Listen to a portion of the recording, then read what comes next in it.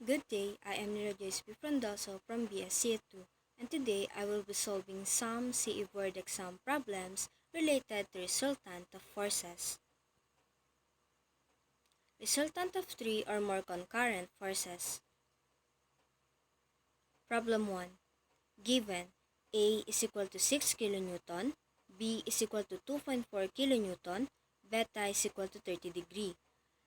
The resultant of three forces A, B, and C is 3.6 kN, and it acts along y-axis. What is the angle theta? Since the forces acts along y-axis, our Rx is equal to 0. Then our Ry is equal to 3.6 kN. Our formula is Ry is equal to A sine theta plus B sine beta is equal to 3.6. We won't use C since C is on x-axis. So we need to substitute the given to the equation. So it will become 3.6 is equal to 6 sine theta plus 2.4 sine 30. We need to transpose 6 sine theta to find the theta. So the equation will become 6 sine theta is equal to 3.6 minus 2.4 sine 30. 3.6 minus 2.4 sine 30 is equal to 2.4. To cancel out the 6, we need to divide both sides to 6. So it will become sine theta is equal to 2.4 over 6 is equal to 0.4. Then we need to transpose sine to find the theta. So it will become theta is equal to arc sine 0.4, which is equal to 23.578 degree. So the final answer is theta is equal to 23.578 degree. For next question, the resultant of three forces A, B, and C is 5.4 kN, and it acts along y-axis. What is the value of C in kilonewton if theta is equal to 45 degree? So our equation is negative A cosine theta plus B cosine beta plus C is equal to 0. Our A is negative since A is on second quadrant. Then we need to transpose C. So the equation will become C is equal to A cosine theta minus B cosine beta. Then substitute the given. So C is equal to 6 cosine 45 minus 2.4 cosine 30, which is equal to 2.164 kN. So the final answer is C is equal to 2.164 kN. Problem 2. The hook is subjected to three forces P, Q, and S as shown. P is equal to 35 kN, Q is equal to 45 kN, and theta is equal to 60 degree. Determine the angle alpha such that the resultant of the three forces is 80 kN acting horizontally to the right. Since the forces is acting horizontally, our Ry is equal to 0. Then remember that S sine alpha minus Q sine theta is equal to 0 is also S sine alpha is equal to Q sine theta. Since we're finding the theta, we need to cancel out the S. So it will become S is equal to Q sine theta over sine alpha. Then for our Rx is equal to 80 kN.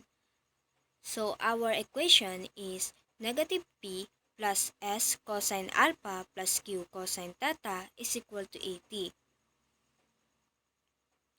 Our P is negative since P is on the negative x-axis. Then substitute the S. So it will become negative P plus Q sine theta over sine alpha cosine alpha plus Q cosine theta is equal to 80,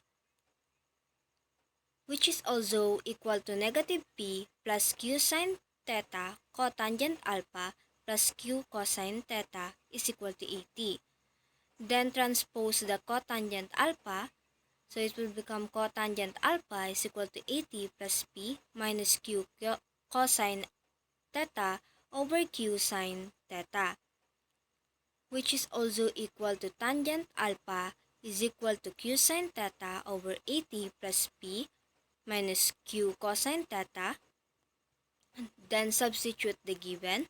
So it will become tangent alpha is equal to 45 sine 60 over 80 plus 35 minus 45 cosine 60, which is equal to 22.846 degree. So the final answer is alpha is equal to 22.846 degree. Resultant of concurrent force system in space. Problem 1. A concurrent force system in space is composed of three forces, described as follows. P1 has a magnitude of 100 kN and acts through the origin and points x is equal to 3, y is equal to 4, z is equal to 2. P2 has a magnitude of 60 kN and acts through the origin of points x is equal to 4, y is equal to 1, z is equal to negative 2. P3 has a magnitude of 80 kN and acts through the origin and points x is equal to 2, y is equal to negative 3, then z is equal to 3. First, we need to find the distance. So the formula for distance is d is equal to square root of x squared plus y squared plus z squared. First, we need to find the distance of P1. So D1 is equal to square root of 3 squared plus 4 squared plus 2 squared, which is equal to square root of 29. Then for our P2, D2 is equal to square root of 4 squared plus 1 squared plus negative squared, which is equal to square root of 21. For our P3, D3 is equal to square root of 2 squared plus negative 3 squared plus 3 squared, which is equal to the square root of 22. For first question, which of the following most nearly gives the x component of the resultant force? So our formula to find the resultant force on x component is Rx is equal to P1x plus P2x plus P3x.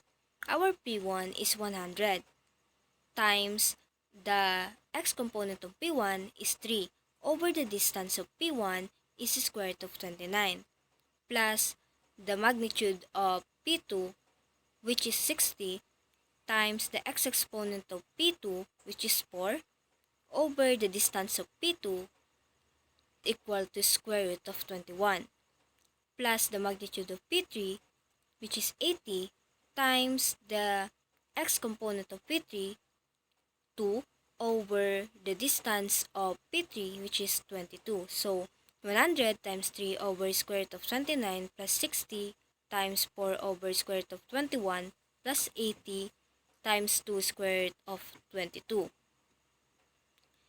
is equal to 142.193 kilonewton. So the resultant force near the x component is equal to 142.193 kilonewton. Number 2. Which of the following most nearly gives the y component of the resultant force? So we just need to do the same thing as in the first question, except that we will change the x component into y components. So Ry is equal to P1y plus P2y plus P3y, which is equal to 100 times 4 over square root of 29 plus 60 times 1 over square root of 21 plus 80 times negative 3 over square root of 22, which is equal to 36.203.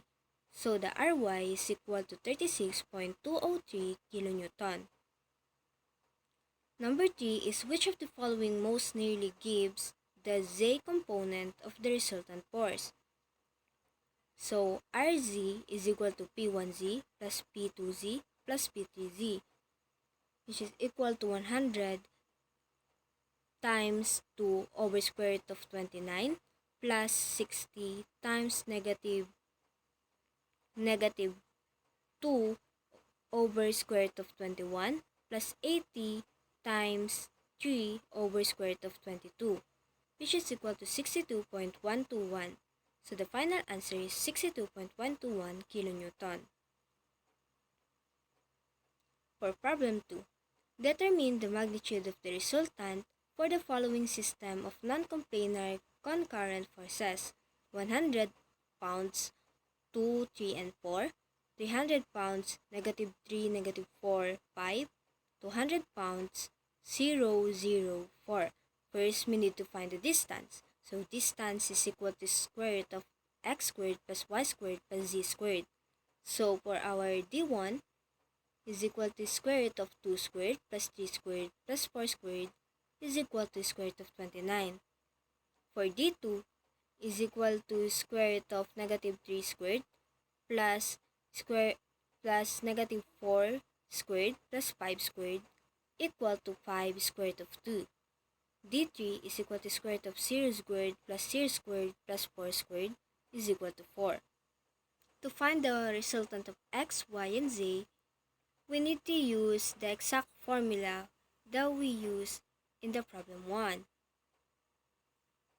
So Rx is equal to 100 times 2 square root of over square root of 29 plus 300 times -3 over 5 square root of 2 plus 200 times 0 is over 4 is equal to -90.140 pounds.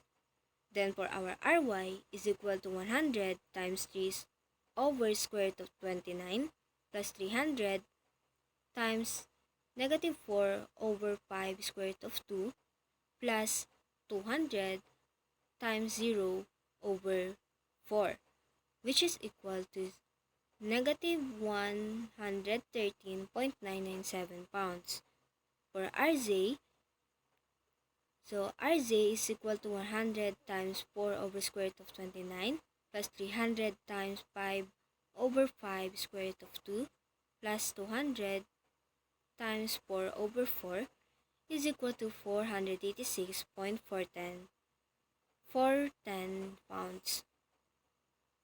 So to find the resultant, we just need to square it the Rx squared plus Ry squared plus Rz squared. So substitute the value of Rx, Ry, and Rz. So R is equal to square root of -90.140 squared plus -113.997 squared plus 486.410 squared, which is equal to 507.657 pounds. So the final answer is R is equal to 507.657 pounds.